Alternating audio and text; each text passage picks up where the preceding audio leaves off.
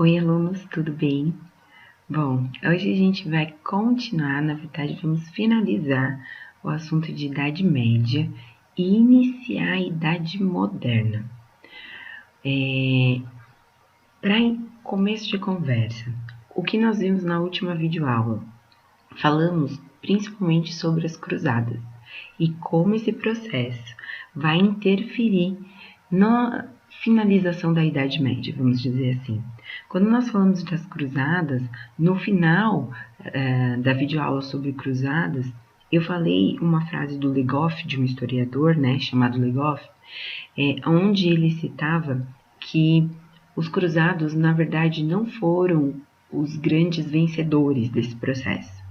E tivemos como grandes vencedores, vamos dizer assim, a burguesia, porque foi devido ao processo das cruzadas que eles conseguiram avançar, melhorar e ter mais possibilidades de desenvolver o comércio. Isso porque as cruzadas fizeram com que os entrepostos entre uma região e outra, aonde começaram a surgir os burgos, começassem a se desenvolver muito pela necessidade dos cruzados de terem locais para poder dormir, para poder comer, se reabastecer.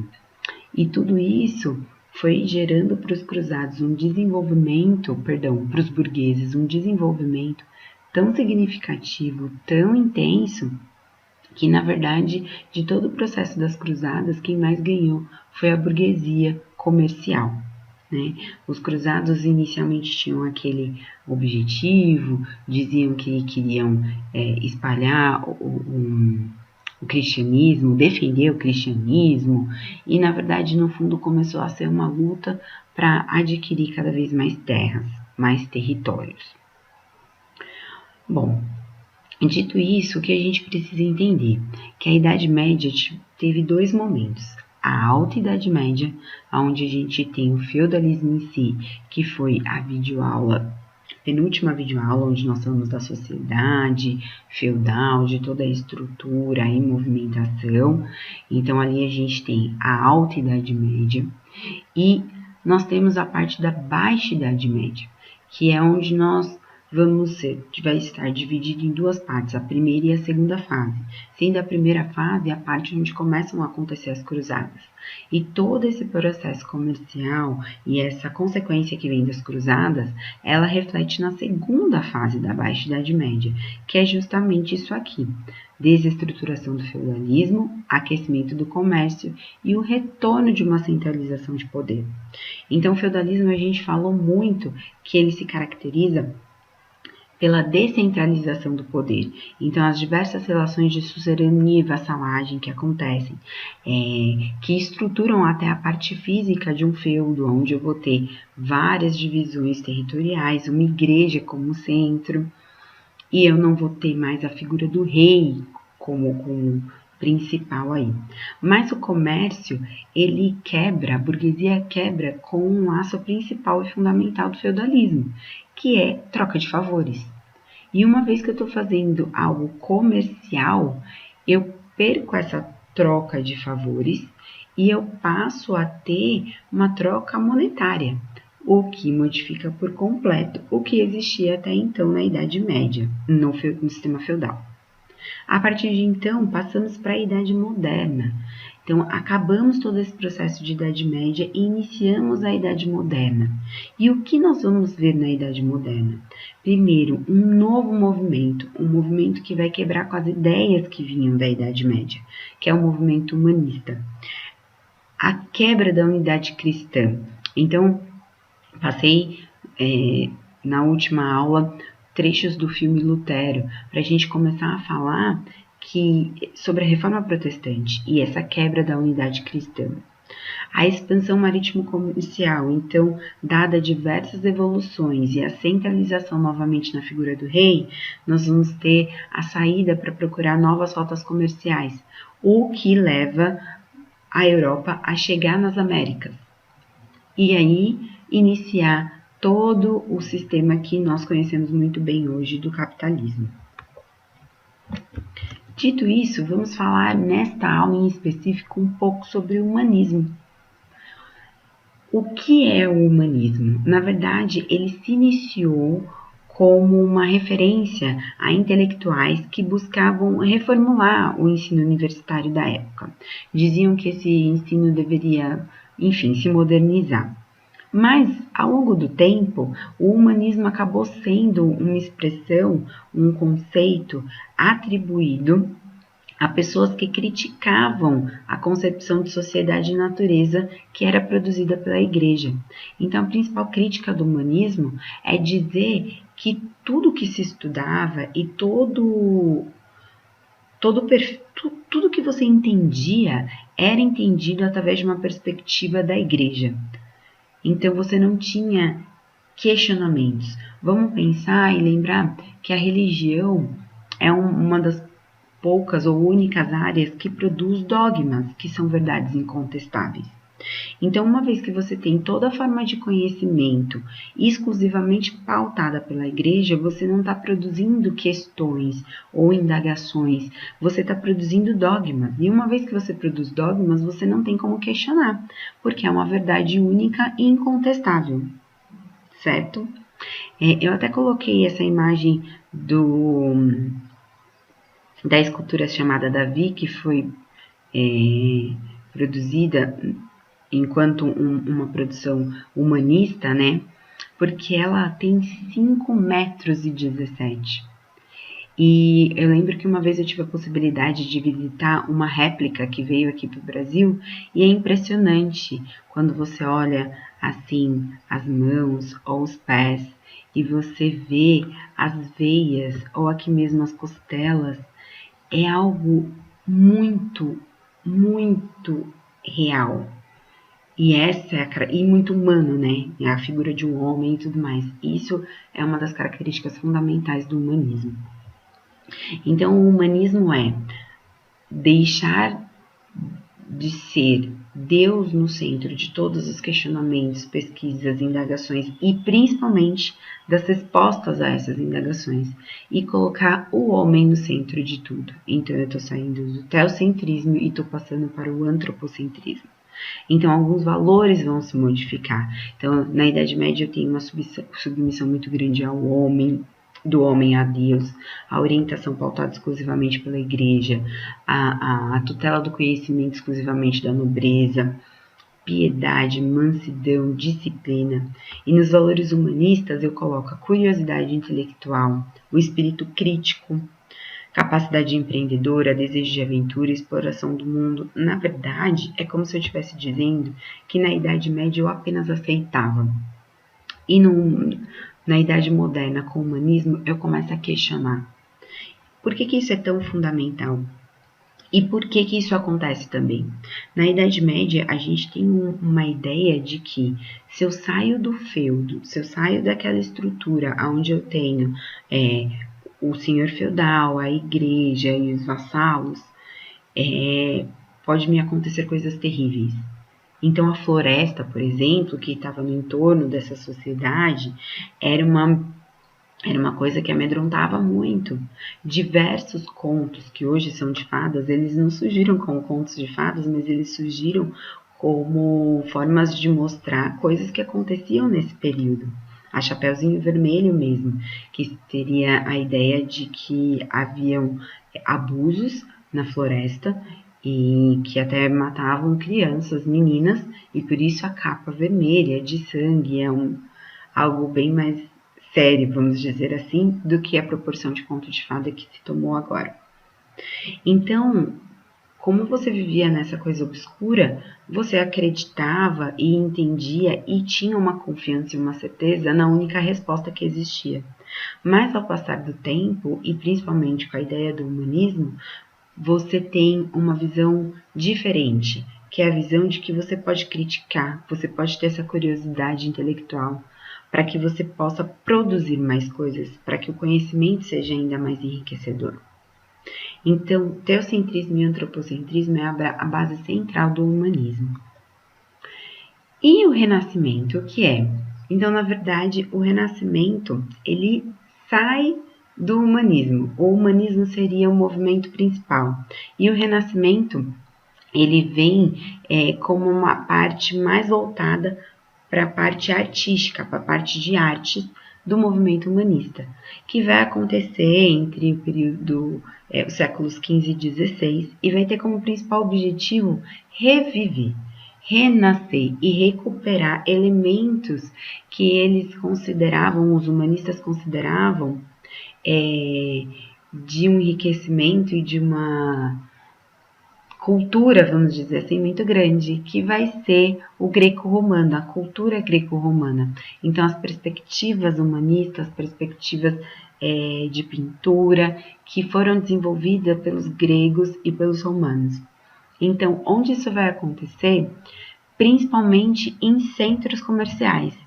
Então, vai ser um movimento cultural urbano, né, que vai atingir principalmente a elite. Por quê? A gente vai ter principalmente cidades portuárias, então Florença, Veneza. Por que isso vai acontecer? Porque são nessas cidades que a gente vai ter o escoamento de mercadoria, então vai ser nessas cidades que eu vou ter um desenvolvimento maior comercial, logo um desenvolvimento maior financeiro, que vai me possibilitar um investimento nessa nova vertente, nesse novo pensar, né? E aí tem duas coisas muito significativas que vão ser fundamentais, inclusive para o processo de reforma protestante, que são, na verdade, os mecenas, né, os monarcas, banqueiros e até mesmo papas, que vão estimular e patrocinar esses artistas. Muitos banqueiros vão fazer parte desse processo de investir, bem como muitos monarcas. Por que monarcas, gente? Porque os reis querem voltar a ter a centralização do poder, coisa que eles perderam ao longo de toda a Idade Média. Então, eles passam a investir e a pagar para que essas pessoas, para que esses pintores e tudo mais, desenvolvam essa nova forma de pensar. E outra coisa fundamental, são as oficinas de impressão de Gutenberg. Então, é um desenvolvimento de Xerox, bem precário, mas não deixa de ser uma Xerox. E isso vai ser revolucionário. Por exemplo, na Reforma Protestante, a gente vai ver que boa parte das produções de Martinho Lutero começam a ganhar força porque as pessoas passam a ter contato e compreender o que ele quer. E isso só é possível por conta das oficinas de impressão. Então, para a gente ter uma ideia, a pintura, a arte na Idade Média, ela tinha sempre esse perfil de escuro, de triste, de não proporcional, até vamos dizer. Então, tudo era tido uma forma muito pesada, vamos dizer assim, e ao mesmo tempo sempre muito voltado à igreja. Aqui são os 7 lamentos da Virgem, aqui a adoração dos magos. Então é um perfil de pintura de Idade Média, né? Você não tem proporção do corpo. Olha como não dá para encontrar a proporção do corpo dela, ou aqui mesmo, não é proporcional às formas do corpo, né? Além de ser muito escuro e a temática sempre a mesma. E aí chega o Renascimento. E aqui, por exemplo, o nascimento de Vênus, a proporção de corpo muito maior, as cores usadas, muito mais claro, muito mais leveza, você vê movimento na pintura, né? A primavera, por exemplo. Então, você consegue perceber como trouxe uma clareza e se remete muito à mitologia, se remete muito à cultura que nós vimos, né, quando estudamos Grécia e Roma Antiga. Bom, dito isso, o que vai mudar? O Renascimento vai mudar na arte. Então, na arte medieval, eu tinha ela ligada à igreja, à escuridão, à coisa estática, parada, bidimensional e cores sempre frias. E a arte renascentista vai trazer uma exploração da mitologia greco-romana, um equilíbrio, elegância, coisas tridimensionais, pintura a óleo porque traz cores vivas, e isso fica muito claro nessas imagens que eu acabei de mostrar. A Itália ela vai ser o berço desse renascimento justamente porque ela vai ter um desenvolvimento urbano muito significativo, né? Já por ter sido sede de um império, isso nunca deixou de acontecer lá, né? Esse desenvolvimento. E o fato de eu ter um acúmulo de riqueza naquele local faz com que eu tenha um investimento maior. Então eu tenho muitos artistas significativos do Renascimento que eram italianos, como Leonardo da Vinci, que dentre inúmeras obras, até mais significativas do que a Mona Lisa, mas a Mona Lisa acaba sendo um marco, que na verdade é um quadro que se chama a Gioconda, que seria a esposa de Francesco del Giocondo. Há inúmeras interpretações aí, vamos dizer, de alguns quadros de Da Vinci. Existe até o filme Código Da Vinci e é muito importante que se faça algumas ressalvas. Não vejam esses filmes como se eles fossem verdades incontestáveis. Ele pega parte realmente de coisas que são ditas, que são até pesquisadas, mas ele não trata como uma verdade incontestável, né? A Última Ceia do Leonardo da Vinci fala um pouco sobre isso.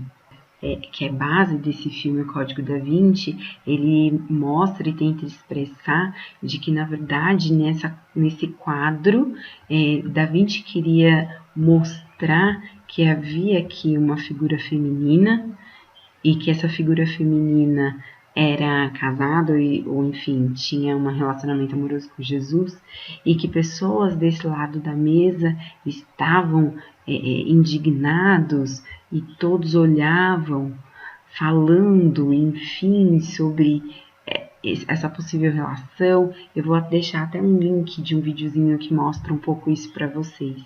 O fato é que podia significar tudo isso, como podia ser apenas um quadro que foi solicitado a Da Vinci a ser feito. E ele fez. Não dá para ter certeza de todos esses códigos que esse filme traz, mas eu vou deixar a referência, porque eu acho importante a gente aumentar o nosso leque de visões. Outro muito importante artista é o Michelangelo, né? Que ele pintou a Capela Sistina e é até bem curioso que ele utilizava rostos de pessoas conhecidas dele para colocar nas suas pinturas. E aí nós começamos a abrir esse leque do humanismo não só para a área de pintura, mas como para diversas áreas, como o Maquiavel, que escreveu O Príncipe, e que na verdade esse livro vai ser fundamental e as ideias dele para retornar a um regime centralizado na figura do rei, que é o Estado moderno, que a gente vai ver nas próximas aulas, aonde o rei é o grande absoluto de todo o processo, então ele vai estar sempre no centro de tudo, e esse Estado vai começar a ser autônomo, independente da igreja. Então essa teoria é toda trazida por Maquiavel, que diz que os fins justificam os meios. Então não importa muito qual o processo que eu levei, o importante é que eu cheguei ao objetivo que eu queria. E essa expansão começa do Renascimento, começa a percorrer vários locais aí na Europa. Então, na França, com Rabelais e sátiras contra a religiosidade, Montaigne, que fala de problemas de educação, ou em Portugal, Camões, que vai escrever os Lusíadas, na Inglaterra, que eu tenho Thomas More e o Shakespeare, que, enfim, todo mundo conhece alguma obra de Shakespeare, né? Na Holanda também. Então, falando de Shakespeare, a gente pode falar de diversas leituras atuais de obras de Shakespeare, como o filme Romeu e Julieta, que tem diversas versões. Vou deixar também para vocês um link de trailers para vocês verem. A Alemanha, a Espanha com Cervantes e Dom Quixote de la Mancha. O fato é que o Renascimento e o humanismo eles se espalharam principalmente para as regiões que tinham um desenvolvimento urbano, mas eles vão se espalhar num total.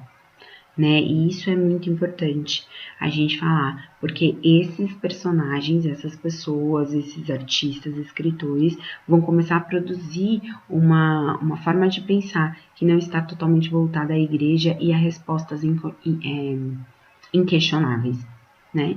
Por fim, a ciência. Então, a teoria heliocêntrica, onde vai começar a falar que não é a Terra que está no centro de tudo, mas é o Sol que está no centro. E nós, planeta Terra, né, rodamos no entorno deles. Ou a dissecação de cadáver e o processo de se conhecer mais o corpo humano. E aí eu vou também deixar mais uma outra referência de um filme que eu assisti no Netflix que se chama The Physician. E neste filme ele mostra a narrativa do médico, da formação profissão médico e dessa dissecação de cadáveres, que era proibido porque era tido como um pecado. Bom, espero que vocês tenham entendido. Qualquer dúvida, me digam. E a partir de agora a gente vai entrar de vez na Idade Moderna. Falamos de Reforma Protestante, de Estado Moderno, de grandes navegações. Qualquer dúvida, me procurem. Não deixem de assistir às aulas e de fazer as atividades. Um beijo e até a próxima aula. Tchau!